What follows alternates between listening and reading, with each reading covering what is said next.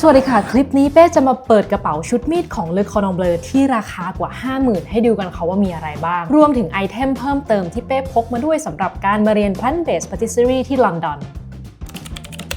อันนี้เป็นกระเป๋าชุดมีดที่ซื้อมากับตอนที่เรียน Diploma de Cuisine เนาะข้างในนี้มันจะมีไอเทมบางอย่างที่เขาจะ request ผมบีบอันนี้คืออันที่เขา request ไปเพิ่มเซสเตอร์อันนี้นะคะเป็นไมโครเพลนใช้มาเป็น10 ปีแล้วอะยังคมอยู่เลยอันนี้บรัชของเขา sharpening knife ของเขามีดอันนี้ก็ของเขาแหละสปาชูล่าที่เอามาเองตัวนี้เป็นตัวโปรดค่ะเพราะว่าใช้ได้หลายงานทั้งอาหารและขนมข้อดีคือทนความร้อนได้สูงและตัวยางที่ไม่แข็งหรืออ่อนไปเวลาใช้ผสมหรือผัดมีน้ำหนักมือที่กำลังลงตัวค่ะ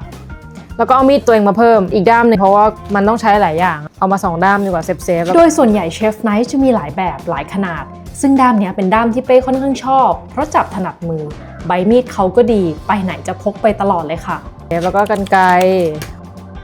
ของเขาแล้วก็อันนี้ก็จะเป็นเบรดไนฟ์ที่ไม่ค่อยได้ใช้ยังมีอันใหม่เอี่ยมอยู่เลยจะมีสลักว่า Le Cordon Bleuแล้วก็นี่เขาคอลแลบกับยี่ห้อ Buskov มีดตัวนี้สำคัญและต้องมีค่ะเพราะด้วยด้ามที่เหมือนฟันแง่งมันจะช่วยให้เวลาตัดสปอนจ์หรือขนมปังออกมามีรูปทรงที่สวยงามอันนี้ก็เป็น palette knife spatula ตัวนี้สายทำเค้กต้องมีเหมาะเอาไว้ปาดครีมแต่งหน้าเค้กให้เรียบสวยงามค่ะตัวนี้โอเคฝั่งนี้เก็บอันนี้เป็นเทอร์โมมิเตอร์ที่อันนี้มันมากับชุดของมันจะมีสายเสียบแล้วก็มันจะตั้งเวลาได้เสียบไปเรียกอุณหภูมิเป็นเซลเซียสฟาเรนไฮต์ได้เทอร์โมมิเตอร์ที่ใช้แบบเสียบลงไปเลยแบบนี้แต่อันนี้จะเป็นฟาเรนไฮต์นี้ได้มาจากตอนที่ทำงานที่อเมริกาเป็น Apple Core อันนี้ก็จะเป็นชุดของเขาอยู่แล้วเอาไว้ใช้สำหรับเอาเมล็ดแอปเปิลออกซึ่งมักจะใช้ในผลไม้ที่มีลักษณะเนื้อใกล้เคียงกันอย่างเช่นลูกแพรอันนี้เป็นพายคัตเตอร์เนาะอันนี้เป้ก็แรปไว้เพื่อไม่ให้มันขึ้นสนิม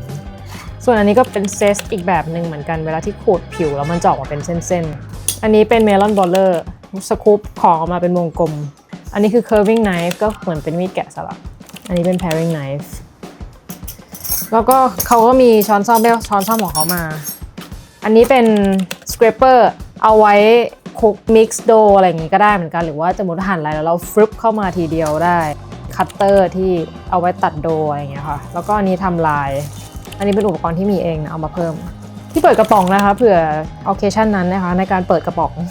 ที่เปิดไว้อันนี้ไม่ได้มี occasion นี้มันติดมาอยู่แล้วนะเป็นหนึ่งในเซตของกระเป๋าLe Cordon Bleu measuring spoon นะคะก็จะมีช้อนตวงนี่แหละโอเคแล้วนอกเหนือจากนั้นนะคะมันยังไม่หมดอ่ะนี่มันก็จะมีหัวบีบหลักชนิดเลยอันนี้เป็นชุดของCordon Bleuอยู่แล้วเนาะมันเป็น angle spatula เป้กลัวมันงอเป้ก็เลยใส่แยกมา artist brushจะมีหลายไซส์เอาไว้ใช้ในการทาโคโค่บัตเตอร์ทำลายสำหรับช็อกโกแลตค่ะ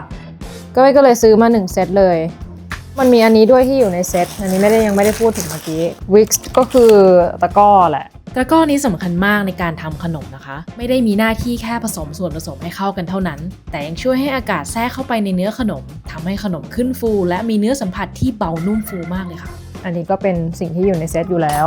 อันนี้เอามาเพิ่มเอง rolling pin อันเล็กที่คีบนะคะของซีฟเล็กนี่เอามาเองอันนี้ mixing bowl ก็จริงๆเอามาไว้ช่างตวงแล้วก็อันนี้เขา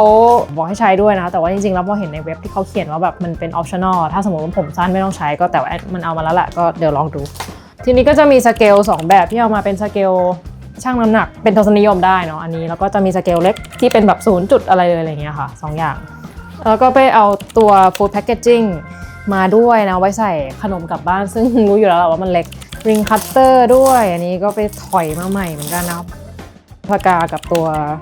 กาวเผื่อแบบเราจะเขียนชื่ออะไรแล้วก็แปะและนี่ก็คือของทั้งหมดที่เอามาเรียนที่อังกฤษด้วยนะคะสำหรับการเรียน Plant-based Pastry Le Cordon Bleu ก็จะเห็นว่าทั้งหมดมีค่อนข้างเยอะมากแล้วก็จริงๆกินพื้นที่ในกระเป๋าไปค่อนข้างเยอะเลยเพราะว่าจริงๆแค่กระเป๋าอันเนี้ยใบเดียวนะมันก็ประมาณเกือบ10 โลแล้วกระเป๋าที่เอามาอังกฤษได้ของการบินไทยมัน23 โลเนาะแล้วก็จะมีอีกอย่างก็คือจะมีเสื้อเชฟ แล้วก็นอเบอร์2ตัวกางเกงอีก2ตัวจะมีรองเท้า safety shoe ด้วย ถ้าใครอยากรู้ว่าคอร์สราคา 500,000 เขาสอนอะไรกันบ้าง แล้วคุ้มค่าหรือเปล่า กดติดตามกันไว้นะคะ แล้วพบกันในคลิปหน้าค่ะ กับการรีวิวคลาส Plant-Based Patisserie ณ ลอนดอนในเวอร์ชันรีวิวละเอียดยิบทุกดีเทล